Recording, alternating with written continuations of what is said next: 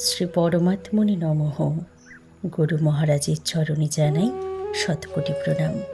পুরাকালে মর্তবাসীগণ কৃষিকার্যের উন্নতির জন্য ইন্দ্রদেবতার পুজো করতেন। নানা প্রকার উপাচার উপঢৌকন দিয়ে মহা ধুমধাম সহকারে। এদিকে প্রাণপ্রিয় কৃষ্ণ নিজের কর্মের দ্বারা প্রতিভার বলে হয়েছেন লোকপ্রিয়। কৃষ্ণ যখন পিতা নন্দরাজকে প্রশ্ন করেন কেন ইন্দ্রের পূজা করা হয়, নন্দরাজ তখন বলেন যাতে ইন্দ্রের কোপ না বাড়ে তাই পুজো করেন। ইন্দ্রগণকে যত বিষয় দান করেন তার লোভ তত বাড়ে, সন্তুষ্টি হয় না। সুতরাং ইন্দ্রিয় সংযম করে গিরি গোবর্ধন গোপালের সেবা করতে বলেছেন। অন্তর্মুখী হয়ে তার উপাসনা করলেই সুফল মিলবে।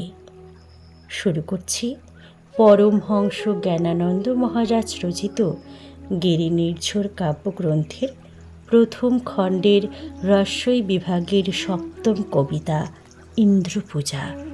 ইন্দ্রপূজা তো ইন্দ্রিয়ের পূজা। ব্রজপুরী গোপগণ প্রতি বছরই এমনই সময়ে করিতেন আয়োজন।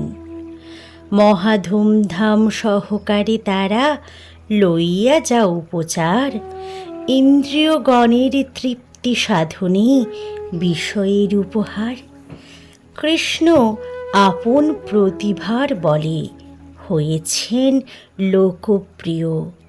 বিপদ আপদ আরও অলৌকিক, কর্ম যাহাতা শ্রেয়। পিতা নন্দকে শোধালেন কৃষ্ণ কিসের এ হবে পূজা। গোপ গোপীদের ঘরে ঘরে চলে সাজো সাজো বাজাও বাজা। পুত্রের এমতো প্রশ্নে উত্তর দিলেন নন্দগোপ, ইন্দ্রের পূজা না করিলে কি হয় ইন্দ্রের বাড়ি কোপ। কৃষ্ণ তাহাতে মধুর ভাষণে যবে উপস্থিত সবে, ইন্দ্রিয়গণকে বিষয় যত দেবে দাও, সন্তোষ তাহি না হবে।